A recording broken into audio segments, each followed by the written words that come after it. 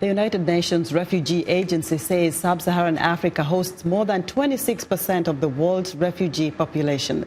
The agency says it's concerned about the rising number of refugees in recent years, which has now surpassed 18 million people. Ongoing crises in the Central African Republic, South Sudan, conflicts in Burundi, Nigeria and Yemen have been cited as some of the contributing factors. South Sudan is listed as one of the highest producers of refugees in the world. Close to 2.6 million South Sudanese had fled the country by May 2018. Close to 90% of South Sudanese refugees live in Uganda, while another chunk of refugees from neighboring countries are hosted in Kenya's Kakuma and Dadaab refugee camps. Now, for more on the Sub-Saharan Refugee Crisis, the UNHCR Africa Regional Director, Raouf Mazou, joins me from the United Nations in New York. Mr. Mazou, welcome to Africa 54. Thank you. Now, given these worrying statistics, are there any exemplary policies for refugees in Africa? There are many exemplary policies. You mentioned a number of countries. You made reference to Uganda, which is receiving the largest number of refugees on the African continent. We can also make reference to Ethiopia. We can also make reference to Kenya. So there are a number of countries, well, first, which are extremely generous vis-à-vis refugees. They welcome refugees.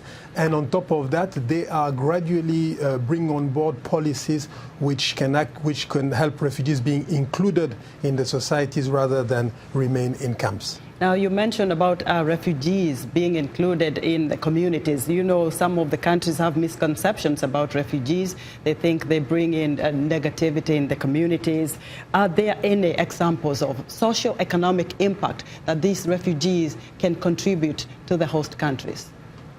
So overall and generally, what we see is welcoming countries, welcoming communities. Because at the end of the day, those who are providing protection and assistance to refugees are the communities. Of course, the government play a role, but it's the communities, the people who are the first one to receive refugees. So I would say that overall, on the African continent, and it's not the same everywhere in the world, but on the African continent, countries and communities remain welcoming.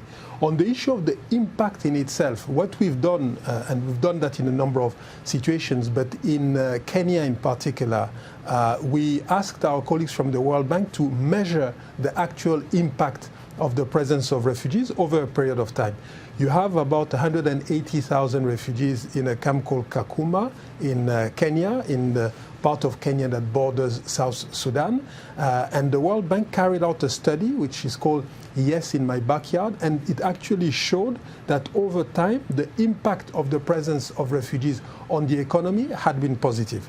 But we shouldn't stop there. The issue is more to see how can we provide protection and assistance to refugees in a different way, knowing these facts. Different way meaning something different than just providing humanitarian assistance in camps, but providing development assistance to the regions that are welcoming refugees. And we believe that this is a better way of providing support and assistance to refugees. Now, very quickly, besides UNHCR and, you know, like the World Bank you mentioned, are there any rules set up by the UN as to how a host country can find out about the skills these refugees have and perhaps give them some gainful employment? Very much. And when we talk about giving gainful employment, what we see in many camps is that you have an informal economy, a thriving informal economy, where people do all kinds of jobs to respond to the needs of the population living in these camps.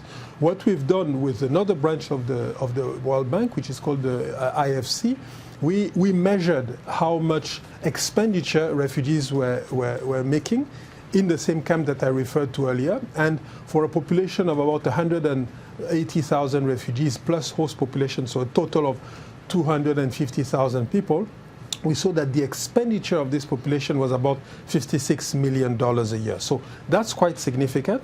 And the issue for us is to then see how do you approach such an economy, which is in general not taken into consideration or not even spoken about.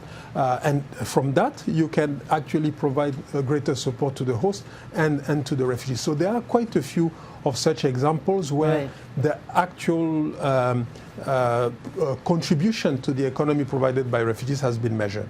Right. Mr. Mazou, thank you very much for talking to us. Thank you. Thank you very much, Esther. Raouf Mazou is the Africa Regional Director for UNHCR.